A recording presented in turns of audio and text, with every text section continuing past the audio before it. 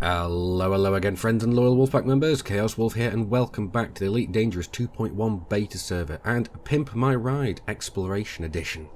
That's right, we're going to be going and having a look at how we can use the engineers to go and pimp out our exploration rides to go and get the best jump range out of them, and basically just to optimize them.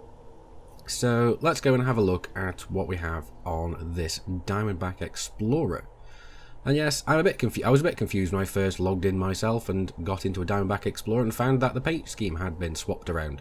Because normally the Diamondback Explorers were yellow, and now they're grey, like their Scout counterpart. But oh well, I'm digressing. First of all, let's go and have a look at the build that I have set up for this ship. As you can see, I have no weapons, as currently, as the game stands, you don't need them. I've got two heatsink launchers just in case we overheat a little bit, but in the Diamondback Explorer you generally won't have that problem. It's only if you get into the most dire of circumstances that you'll need these. You could possibly quite even do without them and just increase your jump range ever so slightly, because let's have a look. If we sell them, we will go up a little bit in jump range. So we go up to, let's see, 33.43 from 33.32. So it's not the greatest of increases, but it's something. Let's go back. Let's go and have a look at our core internals.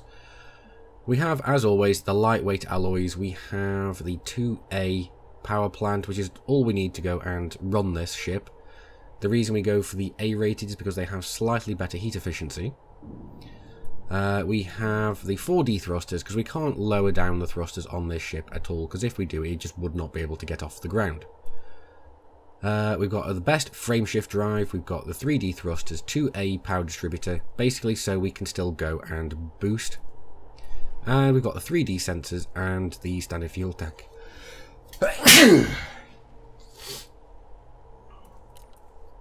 Moving on to the optional internals, I have, basically just for the purposes of this video, replaced the fuel scoop, which would normally be up here, and normally for me would be a 4A, with a cargo rack, just so I can get some fish in and be able to go and mod this ship out. We've also got a 4A auto field maintenance unit. We've got a 3D shield generator, because it's the smallest and lightest that we can fit on the ship. We've also got the advanced discovery scanner and detailed surface scanners. As you can see, with this ship we don't have enough space internally to fit a planetary vehicle hangar, but that's fine. If you did want to go for that, you could always go and drop out the autofield maintenance unit and go for something else. It's not necessarily advised to do that if you're going out for a long distance trip, but it's down to you.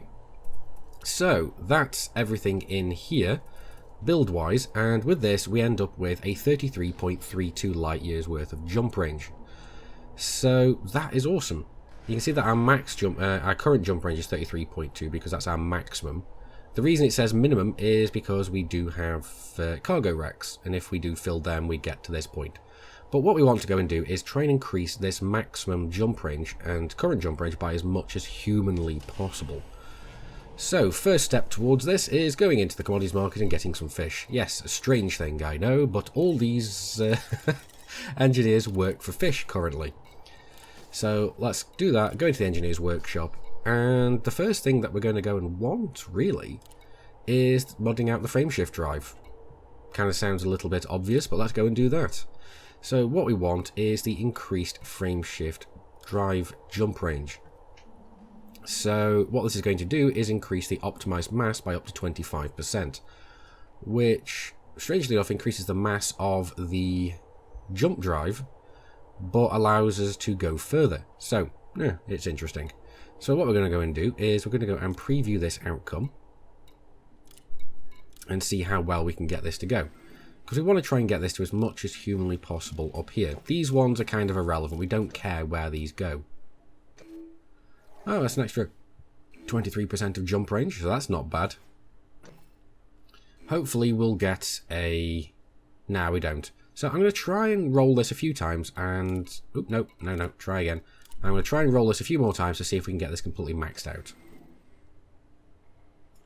And there we go, that was interesting. We managed to, the very next roll, managed to get the optimized mass up to 31%. And yes, this is higher than the 25%, but we did get an up and basically a plus up on the secondary effects to optimize mass, so it's gone even further. So we got very lucky on this one, so I'm going to apply this one after quickly looking over at our jump range. So currently it says 32.1, but that's because we got the fish in on board. So let's go and apply. So 32.1 now goes to 40.79 light years of jump range. That is insane. Let's have a look over again. Let's go and have a look at our modules, because you can see that we're only using 78% of our power usage, so that's not bad at all.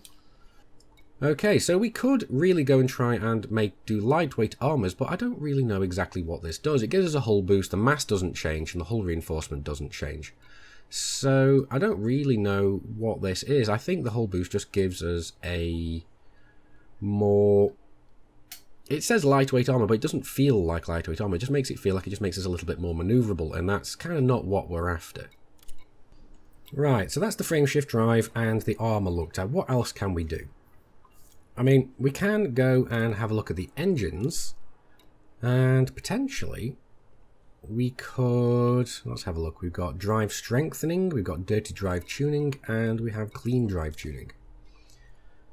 Potentially, depending on what ship you're running and how much extra power you have, you might want to consider going for a clean drive tuning. Mainly because it increases your thermal load, well, decreases your thermal load, I should say. It makes your heat dissipation much better. So that's going to be making sure that you don't overheat as much. And if you're out boosting, you don't get as much overheat. So this might be nice for like ships like the Type 6 and so on that have overheating issues. But other than that, there's not really anything in here that's going to be of use, because drive strengthening, that increases the mass. Dirty drive tuning, that massively increases the thermal load. Power draw, integrity goes up, optimal mass goes down, so yeah. So that's not going to be great. I mean, most of these issues aren't going to be impacting your jump range at all. It's mainly just how maneuverable you are going to be outside of supercruise. And when you're exploring, you spend most of your time inside a supercruise. But even so, if you are going down onto planets, these kind of things would be useful as well. Simply because it's going to be giving you more thrust. So, Explorer build, you're going to be having much lower rated thrusters, at least most of the time. So, you're going to be able to basically make the most out of the...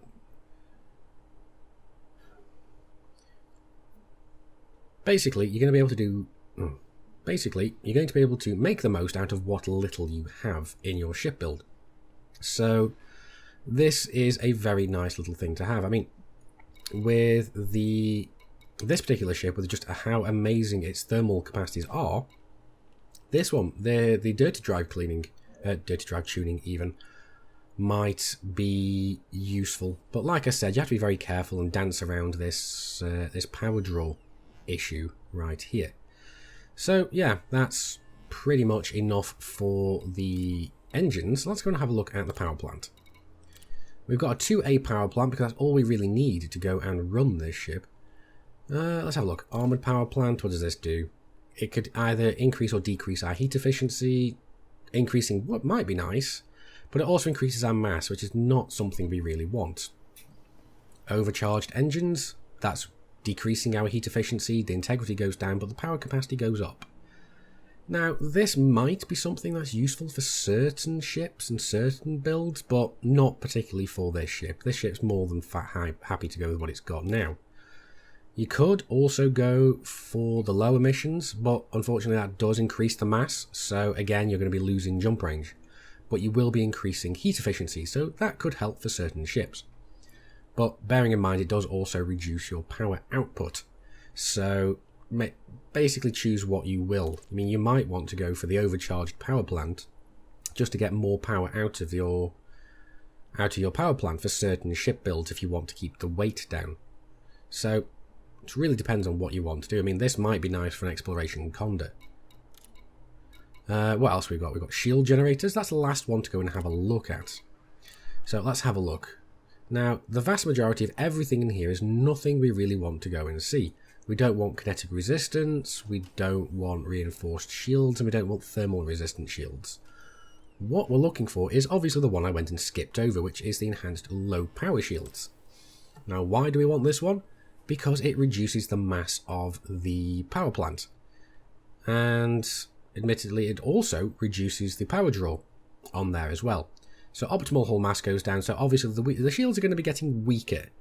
But that's not the main issue. These shields are really just here to smooth out any bumps from landing on planets and from landing back in civilized space again. When you're out exploring, you really don't need them, at least at the moment. Now, when we eventually have an alien threat, this all may become a moot point and change, but currently speaking, this is what we want. The optimal strength may also potentially go slightly up, but overall, I think the shield strength goes slightly down. But it's not bad. So what we're going to go and do is we're going to go and preview this. So let's go and get this and see if we can get the maximum size here on the reduced mass. We're getting very close to it. Now let's see if we get a secondary effect which makes it even lighter. Integrity goes up. Okay. Come on, mass. Oh no, it's going the wrong way. Alright, so I'm going to have to go and re-roll this a few times to try and get this how we want it. So, see you in a sec. Well, I think this is pretty much going to be as good as we're going to get it. We've got 19% better, well, a 19% reduction in mass, so that's great. We've even got a massive reduction in power draw. And the optimal strength has gone all the way up, so it's pretty much maxed out all of these. We're just missing out on roughly about 1% here. I could re-roll a few more times, but there's no guarantee I'm going to get it. So again, let's have a look over. We've currently got a 41.74 light-year jump range. Bear in mind, this is going to be changing constantly because of the using up all the tonnage of fish.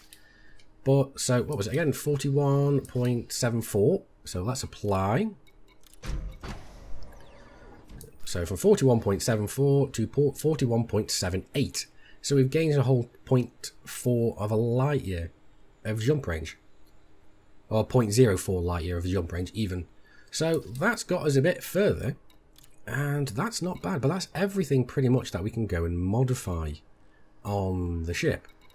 So let's go back. Let's go and go back into the commodities market. Sell off the rest of this fish. And see exactly where we stand. So we'll exit, go back into the outfitting department. We'll go into the optional tunnels, and we're going to go back and put on our fuel scoop again. So here we go. Rebuy the fuel scoop. And there we go. Now I just need to go and quickly check, see what our modules are like. Yep, we're still only at 80% power usage, so that's not bad. Back into the outfitting department. Now, as you can see, look at that. Our current best, all the jump ranges here, because our jump range does not fluctuate all that much, apart from when we go lower on fuel. But we're going to have a 42.34 light year jump range. Now, that is insane for this small of a ship. And we're going to be able to drastically increase this for other ships. So what I'm going to go and do now is pretty much just go and show you what results I'm going to get on a bunch of different exploration style ships. So hold on to your hats and let's go and see how much better we're going to go and make them. Okay, so next on the docket is the ASP Explorer, considered by most to be the pinnacle of exploration craft. And as you can see down here, it's not hard to see why. Fully optimized for exploration and jump range, this ship can reach a decent jump range of 33.92 light years worth of jump range. Although bear in mind, this is with a planetary vehicle hangar. If we were to go and sell this, this would increase our jump range to 34.5 light years worth of jump. But we want to keep this vehicle hangar because we want to go and land on planets. So what we're going to go and have a look at in this one especially as well is the jump range. We're actually going to have a look at the thrusters as well to go and make it so that we can basically maneuver better on planets, because this planet itself is a 1.3G planet and it was a little bit you do need to know what you're doing if you're landing on a high G planet with smaller thrusters, because this has 4D thrusters when it can take 5 A's. So yes, it is a little bit underpowered. But like I said, we're going to go and just mod out as much of this as we can to see how far we can get it to go. So I'll see you when that's all finished. Alrighty, so after all of the modifications we've gone and put into this ship, we've managed to get out of it a 41.53 light-year jump range. Now, this comes with a little bit of an addendum, and that is the fact that I've forgotten to go and put 2 heatsink launchers on this ship, which is my usual standard for any exploration build. And this Engineer's Base does not actually stock them, so this will go a little bit lower, but you can offset that by however you want. You can not bother with the vehicle hangar if you don't want to go and land on planets. It's completely up to you. But with a 41.53 light-year jump range, that's kind of awesome. Because we went up from a 33.98 light-year jump range. So that is great. And not only that, it's going to be increasing our fuel efficiency as well. So we're going to be able to jump further without needing to refuel. And this may be a little bit of a lower jump range, I can't remember, than the Diamondback Explorer. But one of the things we have over the Diamondback Explorer is we have an A6 fuel scoop rather than just an A4. So this ship is going to be making... We're going to be spending a lot less time refueling and a lot more time jumping. So, on to the next ship on the list. Okay, so on the list now we have the Anaconda. And as you can see, our current and maximum jump range is 36.62 light years. So that's definitely by no means a bad jump range for an exploration craft. And let's go and have a look at the internals, because obviously we've got no weapons. We've got 2 heatsink launchers, which is what I forgot to put on the ASP Explorer. So take off a little bit of jump range for the ASP Explorer, but give or take a little bit, yes, there we go. Here we go, core internals. We've got a 3A power plant, we've got 5D thrusters, best frame shift, D-rated life support, A5 rated power distributor so we can still boost, D sensors and the standard fuel tank, optional internals. We've still got the cargo rack up here instead of the fuel scoop, but that doesn't change the jump range at all. We've got an A6 auto field, a 6G planetary vehicle hangar with 4 vehicles in there, a bunch of empty slots. You can put in here what you will. Another cargo rack just in case we can pick up anything out in space with the SRV, whatever. So if we fancied carrying limpets, we could. It's completely up to us. This is not necessary, it's just basically pick your flavour. Another auto field maintenance, a 3D shield generator because it's the smallest this ship can actually carry, and the 2 discovery scanners. So that's pretty much it. And that's my Anaconda build pretty much. So we need to go and see how much we can go and get this jump range up by. So as always, I'm going to go fill up a fish and see how well the engineers go and pimp this ride. Okay, so we've gone and modified the thrusters and the frameshift drive, and right now we're currently modifying the 3D shield generator. Now bearing in mind this is the absolute smallest shield generator we can fit on the Anaconda. And herein lies a little problem. We have the optimal hull mass here, and what's happened is because this has gone all the way down, this now makes it so that the hull mass is actually too large for this shield. Now, I don't know exactly what happens, but when I tried doing this earlier, it meant that I couldn't swap out any internal modules until I removed the modification from the shields. So we can apply this, and I don't know exactly what's going to happen. So the shields are still up, so that's interesting. Can have a look over it. We've still got the thrusters, we've still got the shield generator and the frameshift drive all being modified. So I'm rather curious to see how this is going to work. We'll have to go and knock it around a little bit and see how well it works. But anyway, let's have a look here. we can see that we have the current and maximum jump range on this ship massively increased to 45.53 light years worth of jump range. Now, bearing in mind, you could get this a damn sight higher. I have seen people manage to get this just over 50 light years. But in order to do this, you have to have no shields, almost no internals, just stripped down to the bare minimum. So I think 45 light years is a very, very good jump range for an exploration craft. I mean, with the FSD boost that you can get through synthesis, you can buff this up to 91.06 light years worth of jump range. That is insane. And that's more than sufficient for any exploration trip. And let's not forget, setting it to economy trip, you'll be able to jump 1,000 light years easily without having to refuel. I imagine you won't even use half of your fuel tank on that.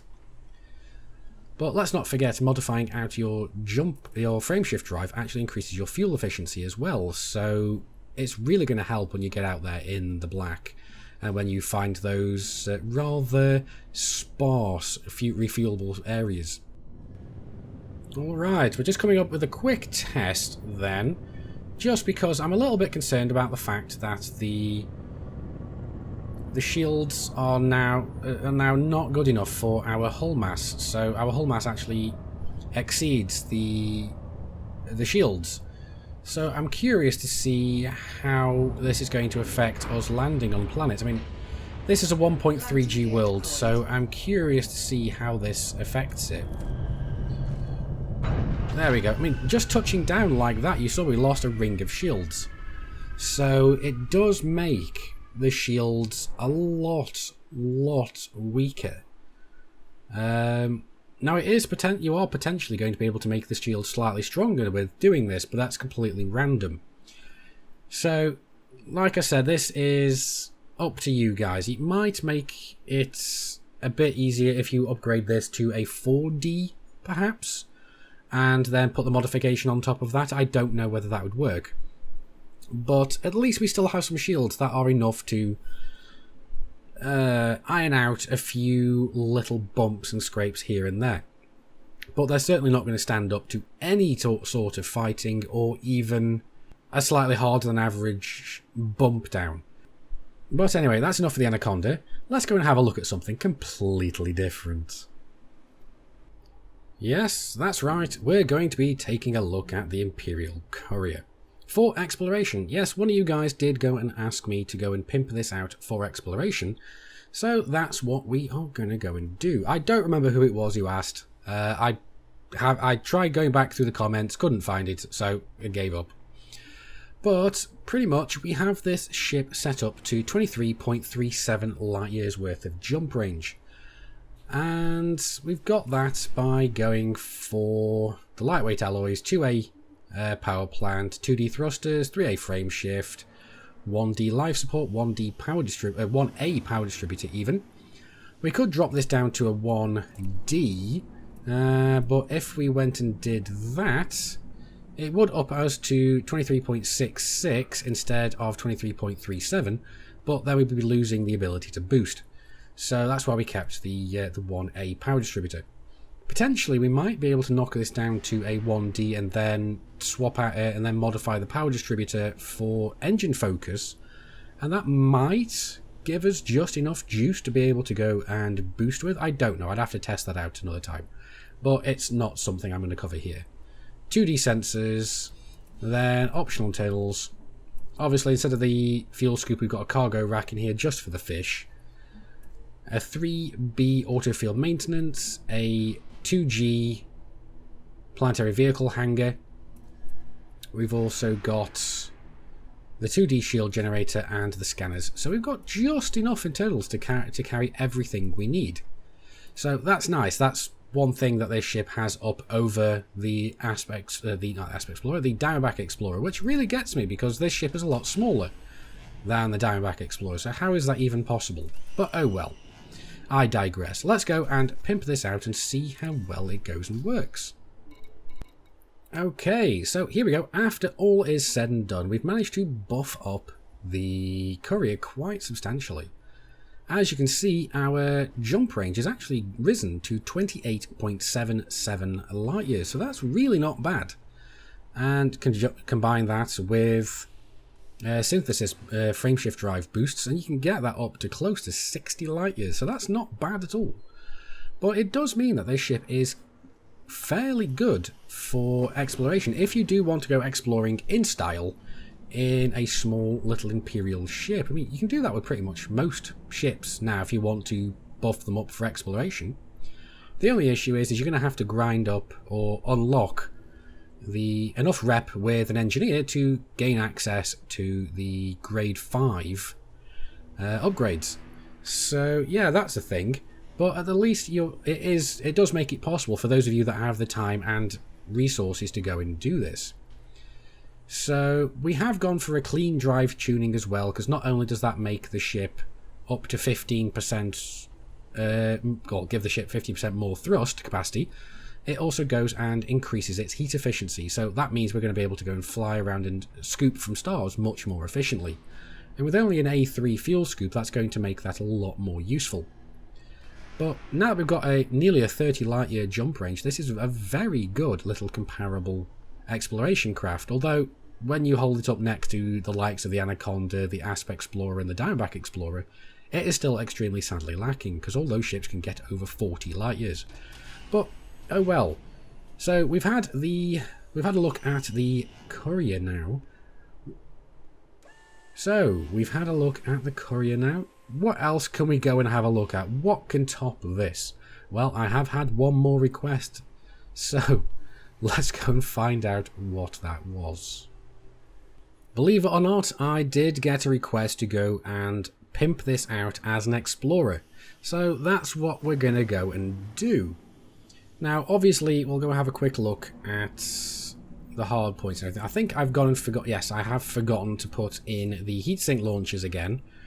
But it shouldn't affect this, the jump range on this overly much. So let's have a look at the core internals. We've got a 3A power plant. That's more than enough to run what we need if we go and turn off modules when they're not being used. So turning off the auto field maintenance units whilst we're out, and then we can just turn off the thrusters and turn back on the auto field maintenance, and we should be good to go.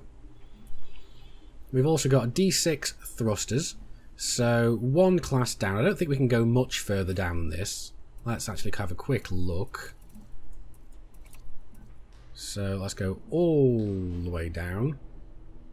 D. Yep, no. These are the smallest we can go. We can't go to D5s at all. They're just too small. So yeah, no, this is great. Gives us the decent enough lift. Admittedly, it was a little bit hairy coming and landing on a 1.3G world with this build, but oh well. We've got the best frameshift drive, the D5 life support obviously, we've got a 4A power distributor, so this still gives us the ability to boost, so that's nice, and the standard 4D sensors. So coming back, we'll go and have a look into the optional internals. We've got an 8A fuel scoop, which is absolutely insane with a 1.86 ton a second fuel scoop rate. That's ridiculous. We've got a 7B auto field maintenance, a 6A auto field maintenance. The smallest shield we can get is a 5D. So I'm really curious to see if we make this a low power shield, whether or not that's going to affect whether or not the mass of the ship is going to exceed the generator after. But we'll have to go and see. And there we go. I've just placed in a vehicle hangar because I did forget to put that in as well. And then we've just got a couple of cargo racks and the scanners. So that's pretty much the standard exploration build, but in a Type 9 shell. And that leaves us with an 18.83 light year jump range. So it's not bad, but it's certainly not stellar. So, oh well, let's go and find out how well we can actually go and get this all changed with a little bit of wizardry from these engineers. So, see you in a minute. Alrighty, so that's everything gone and been upgraded that we needed to be. But after upgrading a few of the internals, we had a bit of an issue. We've turned off the cargo hatch. We have both the auto field maintenance turned off currently, as well as the vehicle hanger. Now the issue was that we were slightly overpowered by about 2-3%. So what I've ended up having to do is actually go and modify the power plant. Now let's go back out into the outfitting and have a look at this. So core internals, power plant, modifications, here we go. I actually had it with the grade 1 overcharge power plant. So the heat efficiency is going down a little bit, but we've upped that more than, we've counteracted that a little bit if we go back with the thrusters. Let's have a look at the modifications here. So the thermal load is massively decreased here. So still, overall, we've got a net increase to our heat dissipation. So it's great, it's fine. So we had to go a little bit more in depth with this ship, but we did manage to get it all the way, actually up to 24.02 light years. So that's not too bad for an exploration ship, and especially if you manage to synthesize the best FSD boost, you're going to be getting that close to 50 light years, so that's not bad at all.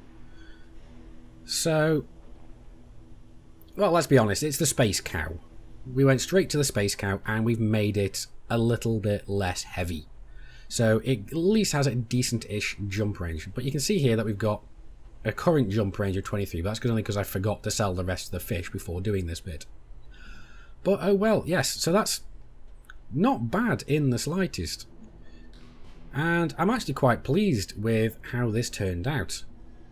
But what do you guys think? Would you ever consider using the Type 9 Heavy as an exploration ship? Let me know down in the comments as usual, and as usual I will try to get back to as many of you as possible. But anyway, that is the end of the Pimp My Ride Exploration Edition. So, let me know what you thought about how the engineers impact exploration. As always, let me know in the comments and I'll do my best to get back to as many of you as possible. But anyway, that's enough for this video, guys.